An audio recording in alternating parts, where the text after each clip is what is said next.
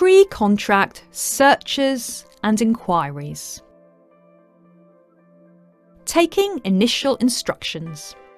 Often a solicitor will want to meet or speak over the telephone with their client in order to take initial instructions.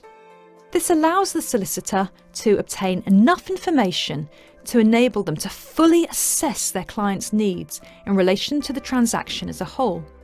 For example, the solicitor will want to know when the client is hoping that the transaction will complete, who will be buying the property and in what capacity, what the property is to be used for, and whether the purchase needs to be synchronised with the related sale.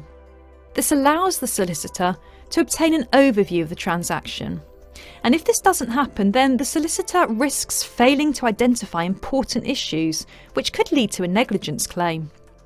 Preferably, the solicitor will meet with the client face to face. This has a number of advantages. It allows the solicitor to examine original identity documents and make sure that the person that they are speaking to resembles the photographs on those documents. It allows the solicitor to build up a rapport with the client from the outset. Conveyancing transactions can mean difficult and stressful times for clients, so if they've already met the solicitor and have had the whole process explained to them in a friendly and understandable way, then they are less likely to become frustrated with the process.